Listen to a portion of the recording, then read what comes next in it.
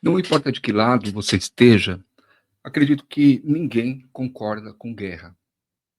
É muito sem sentido você ver países, nações lutando uma contra a outra e tombando os inocentes que ficam no meio de fogo cruzado, sem saber para onde ir, tentando se refugiar em outros lugares, e muitos deles não têm nem tempo de sair da própria casa.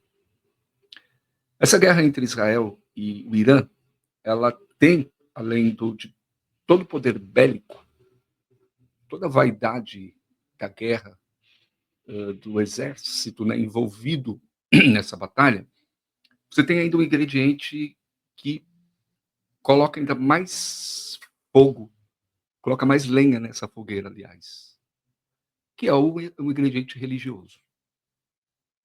Sou Eliezer Carolive e eu gostaria de conversar um pouquinho com você aqui nessa breve reflexão sobre os efeitos, os impactos emocionais da guerra na vida das pessoas que estão diretamente ali envolvidas e de todos nós que todos os dias nos assustamos com o nível de notícias que recebemos através dos diversos meios de comunicação.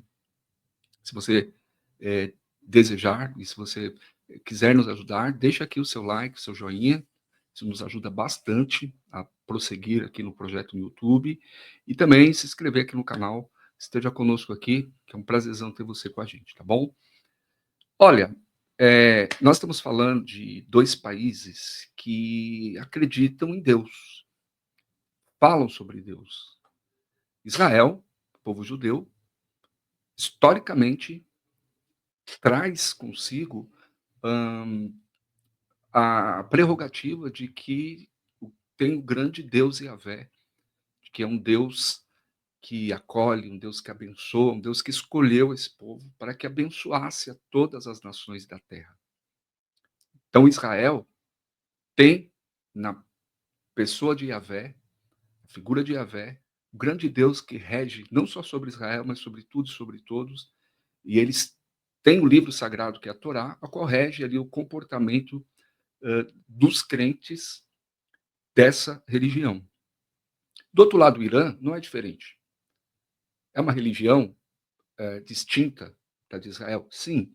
O Irã é o antigo país persa, a antiga nação persa.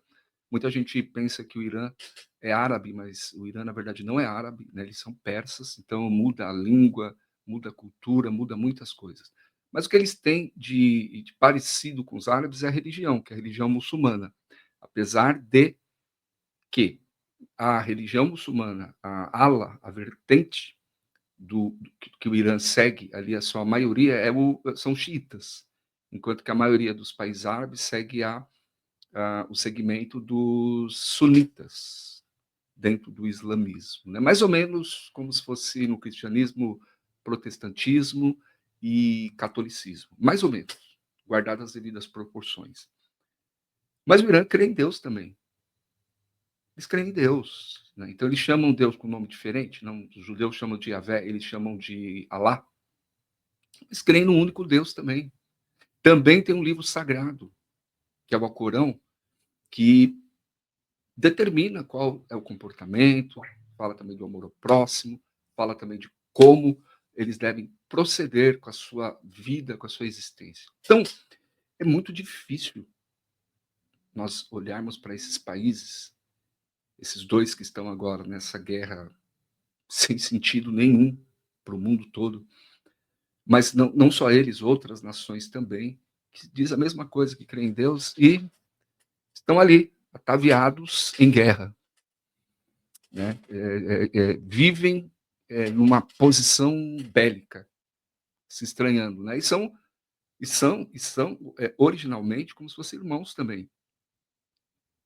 Né? Como se fosse tivessem ali um certo grau de uma raiz, né, religiosa semita, porque semita não são só os judeus, semita também são os árabes, e os persas não seriam semitas, mas eles trazem uma cultura e uma religião que a maioria dos árabes segue,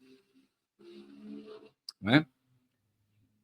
Então, é muito complicado e muito sem sentido. E uma guerra, como essa que nós estamos contemplando agora, além de todo o risco, por exemplo, de estourar uma terceira guerra mundial, todo o risco é de que se tem sabe, de se ter um conflito que tenha um desdobramento aí para outros países, para outros continentes, é uma coisa assim lamentável.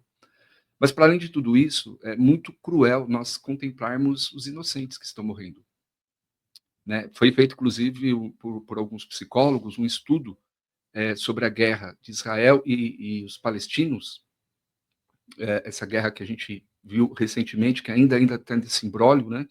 Foi feito um estudo ali com as crianças que perdem o sono, que vivem constantemente em estado de alerta, crianças que ficam mudas, não conseguem mais falar.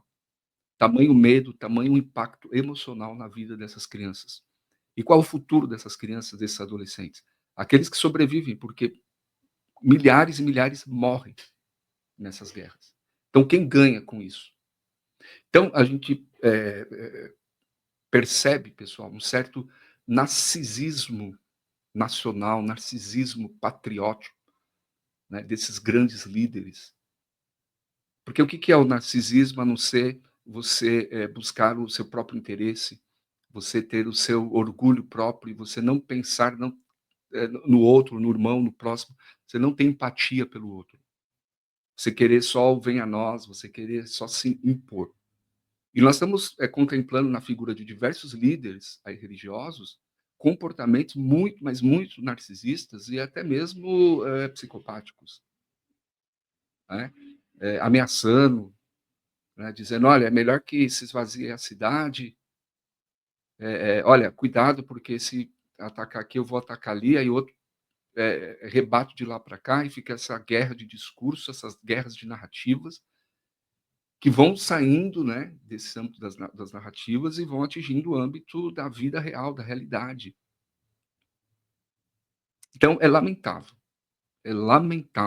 que essas nações estejam sujeitas a lideranças que não param para refletir naquilo que acreditam até, naquilo que pregam. Será que não é possível sentar numa mesa para conversar, para buscar um diálogo?